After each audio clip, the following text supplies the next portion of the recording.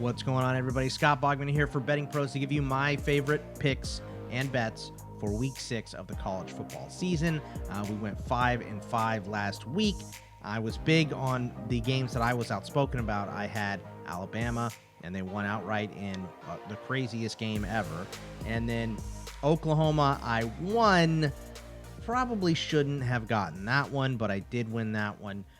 There's a couple others I should have gotten that I didn't get, so it's just the way it goes. Ended up 5-5 last week, so at 500 last week, and it's been up and down. But I was happy to get those big wins, and for, as a Texas fan, it was weird rooting for Oklahoma because I had money on them, but we got it. So if you want to tail my bets on the app, just punch in my name, Bogman, and it will come up, or bettingpros.com/Bogman will take you there. If you want to fade me, if you want to tail me, however you do it, that is how you see what I am on this week.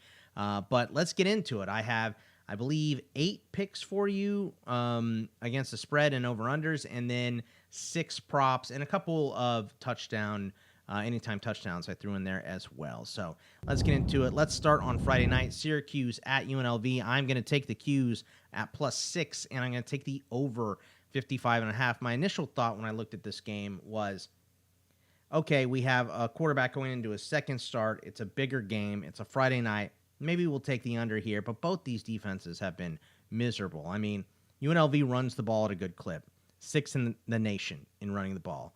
And Syracuse was torched for 255 yards against Ohio in the opener. 173 yards they gave up in their loss to Stanford as well. And like I said, UNLV 6, averaging 283 rushing yards per game. They should be able to run on Syracuse. Syracuse is 3rd overall in passing yards this season, passing yards per game this season, I should say. And UNLV, they're having a good season, but I don't know how impressive this resume is, which is why I'm on the Syracuse side. Houston and Kansas, who they beat, are both 1-4 and look like gigantic frauds.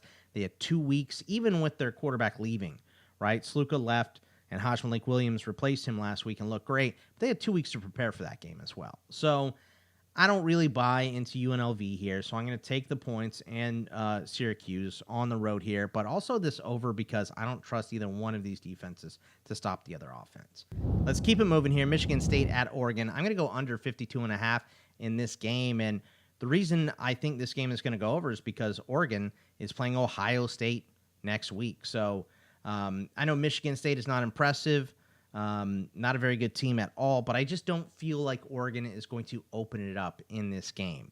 They're not going to get tricky. They're 85th in pace of play, so I think they get a lead and they lean on it and they don't open it up or show anything because they're going to go play Ohio State next week. So I don't think Ohio State has that luxury. We'll get to that in a little bit because they play Iowa this week, but I do think that Oregon is going to kind of keep it at a slow pace and, run the ball to salt away a victory late, and we can stay under this 52.5. One of the more intriguing games of the weekend, Missouri at Texas A&M here, and I'm going to take the Tigers on the road. I know I am an Aggies hater, but as a Texas fan, but look, I hate the Sooners too, right? And last week I took them because I thought they could win us money, and they did. So for me in this game, it's, Missouri might not be the team that we thought they were coming into this season, right? But I don't think A&M is either, and that's really the thing here. And the A&M is likely to start QB Marcel Reed again. The Aggies have won their last 3 games, and Weigman is listed as questionable. But if they go to Weigman, I think that offense would be probably even worse. He has not looked good so far. Neither of these defenses has produced sacks. 4 for Missouri, 5 for A&M, but that's worse for A&M because Missouri throws the ball over 50% of the time. A&M also doesn't match up well offensively as Missouri is currently a top 20 rushing defense in yards per game and also great as a top 25 run defense on PFF. So Missouri seems to have more paths to victory in this game. If they get down, I think they can pass to come back. I don't think that that's in A&M's bag right now. So I think maybe even the wrong team is favored here, and we can take Missouri on the money line if you want. But if you want those 2.5 points, I will take them. So that'll be our official pick is Missouri plus 2.5 on the road at A&M. They get 2 weeks going into this game to prepare here as well. And A&M is coming off that physical game against the Razorbacks last week. So I like Missouri in this game. They've been playing close games. I understand that. Vandy gave them a scare and all of that. But those were all home games. They're comfortable. They're on the road. It's a business trip. I can't remember who I saw point this out. But I think since joining the SEC, A&M and their home field advantage is a little bit overrated because they're like 26-22 against the ACC or SEC, excuse me, since moving into the SEC. So I just don't think that home field advantage counts for as much as we think it does, and Missouri gets the job done there. This is one like last week where I am against public opinion, and it worked last week. It doesn't work every time, but I'm going to take Ole Miss coming off their loss at Kentucky and lay the 8.5 for them going on the road at South Carolina. And I know it's Cocktober, and everyone is excited about South Carolina, in October and everything. But I think what was lost in that Ole Miss loss last week is the fact that their defense still played very, very well. Kentucky held the ball for almost 40 minutes of that game, 39-33 in that game. And Kentucky only managed 336 yards, and almost 20% of that came on a 63-yard play. So, and only 20 points as well. That's half a point a minute there. That's not a very good average for Kentucky holding the ball. So, even though the offense was abysmal against Kentucky, and that could happen as well because South Carolina's strength of their team is on the defensive line. And we saw the Ole Miss O-line get worked over, but my question is South Carolina going to score many points? Because Lenora Sellers was okay, and he's going to play in this game, and so is Rocket Sanders, but they're questionable. They're less than 100% going in here. So I think we get the bounce back from Ole Miss, and the line right now has fluctuated. Right now you have to lay 8.5. Maybe that gets better because it did drop already a half point from yesterday when I was preparing my notes for this game. So I like Ole Miss. I think they're going to win that game by 10. So 8.5, I will predict them to cover. Let's go to Iowa at Ohio State, and we're going to take the over in this game because, like I said before, I don't think Ohio State has the luxury that Oregon does to not open it up, because if you play down to Iowa, they will drag you in the mud and beat you with experience. That's what they will do. So you don't have that luxury to not open it up and not play your best football against Iowa, because if you do that, they'll beat you. Michigan State, I don't think peak Michigan State can beat, half paying attention to Oregon. So in this game, look, both these teams have gone 7-1 to the over this year. And there was a little question going into this game with Will Howard. He was dinged up last game. He's going to be fine, though. And Iowa traditionally plays great defense, but this season their defense is a little down, and usually they play bad offense, and their offense is a little up. So I think we're seeing a little bit more of a different Iowa team than what we have seen traditionally, specifically from what they had last season. Iowa only put up 26 points once last season. They've gone over 30 in 3 of their 4 games this season. So, like I said, this is different. Iowa's also given up big chunk plays this year, which is not something they typically do. A 75-yard touchdown to Noel against Iowa State, 63, 43, and 62-yard touchdowns to Troy, and even Minnesota had a couple big chunk plays against them.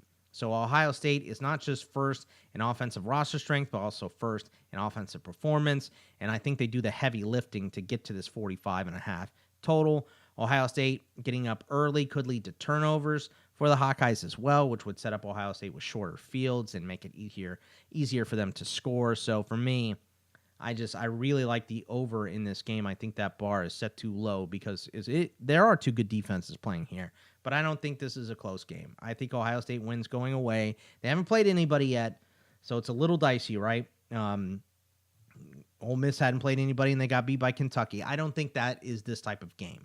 I think it could be if Ohio State doesn't come to play, but like I said, they don't have the luxury of coming in and being in a look-ahead spot here, because if you look at past Iowa, they will beat you. So I don't think they'll do that. Michigan at Washington under 41.5 is what we're going to do in this game. This might be the most unrecognizable national championship rematch following the season ever, at least that I can remember. Washington hasn't played well in a tough game yet. The Huskies faltered in the Apple Cup. They had over 500 yards against Rutgers. couldn't score. They only had 18 points, 19 points with 452 yards against Washington State. And they've been bad in the kicking game. 5 out of 11 field goal attempts is all that Washington has made. So if you get into, even if you're at home, if you get into this possession game with Michigan, which seems like a likely thing, right? Michigan's defense has been outstanding. If you get into that type of game and you can't hit field goals, where are you scoring points? They're going to have to come off big plays. I just don't think Michigan is going to give up many of them. So for this game, we know Michigan comes in as a one-dimensional offense. Alex Orji took over, and they just have no passing attack at all, it seems, right now. And Washington plays great defense. I think if the big plays are limited on both defensive sides in this game, then this is going to go way under this 41.5 total and be a really annoying game. So it's just about avoiding those big plays or, pick sixes or things like that. And I think both these teams will do that. And I think we'll have a low-scoring game. Let's go to Indiana, where I'm going to lay the 13.5 at Northwestern. And this one is just Indiana's dominance and the fact that Northwestern is not a good team this year. This is a down year by Northwestern standards, and Northwestern is not traditionally a very good team. Indiana's 3-1 against the spread against FBS opponents. They missed FIU in week 1, getting that game by the hook. Northwestern 0-2 against P4 opponents here. There might be a little bit of weather in this game. There's projected to be big winds, but that is worse for Northwestern because if Indiana gets a lead early and Northwestern has to throw, which they have done, they've thrown the ball over 52% of the time so far this season because they've been down in games. So if you get down and you're dealing with weather and a defense that is much better than your offense, I just think this game is going to get real ugly real fast for Northwestern, even on the road for Indiana. I will lay the 13.5, and that one got better by a half point for us. So if you like Indiana in that game, I would say maybe wait and see if it gets down to 13 or 12.5 or something. And we will hit the game day nightcap game, and this is a gut feeling one. So if you don't want to ride this one, I completely understand because this one is all about my gut. And this one is Miami at Cal. And I'm going to say under 54. And the reason I'm going to say that is, yes, I know Miami had their scare last week. Maybe they want to look better. Game day's coming to town. All of that stuff. I get it. But this is a road game all the way across the country for Miami. And it's a late start for them. I think it's 10:30, and, it's a nationally televised game, so sometimes they push those back. This might be 11 o'clock Eastern kickoff for these kids. They're looking at the bye week coming up too, so Miami didn't really come to play last week. I was very unimpressed with their effort level. I don't know if we're going to get that from them this week, but if they are there to play, then maybe Cal doesn't score many points. And Cal has an underrated defense always, traditionally, but this year they've been pretty solid as well. So I'm going to go the under 54 here. The last time I didn't listen to my gut, it was to take BYU against Kansas State going into Provo in a night game. So I avoided that one, and it hit, and I regretted it. So I'm just going to go ahead and go with my gut here and say under 54. Before I get to the props, if you are looking to up your game in sports betting, join our exclusive sports betting Discord community at bettingpros.com/chat. Not only can you connect with expert handicappers who provide free picks for NBA, NFL, MLB, college sports, player props, live betting, and more, but now you can also participate in our weekly community picks, cast your vote, see how your picks stack up against the experts, and track your success. Do that today. Check it out, bettingpros.com/chat. All right, let's get to some props that I have for you guys today. Anytime touchdown, I'm going to go with the aforementioned Hajj Malik Williams. He ran the ball a bunch. This is minus 135 versus Syracuse. I think he can get into the end zone. And Jeremiah Smith, the wide receiver from Ohio State, is minus 120. I know those are picks on Underdog and Prize Picks, so those are the touchdown calls that I like this week. I have one passing yard prop for you this week. It's going to be Eli Holstein, the quarterback of Pitt at North Carolina. The line on Underdog Prize Picks that I saw was 288.5. UNC is 94th in passing yards allowed. They grade 104th in coverage on PFF. Holstein has totals of 336, 301, and 302 against P4 opponents this year. This game has an over of 64, and Pitt's defense is 94th. So this might be a back and forth passing attack game for the Tar Heels and Panthers. So I like Eli Holstein to go over 288.5. You can bet this up to 325 plus on DK and get plus 180 if you want, but I will stick at that 288.5. Rushing yards, let's go back to my touchdown call of Hajj Malik Williams, the QB for UNLV. 62.5 is his number here. Syracuse gave up 67 rushing yards on only 6 rushing attempts to Georgia Tech quarterback Haynes King. Ashton Daniels of Syracuse had 45. Hajj Malik Williams forced 8 missed tackles in last week's game.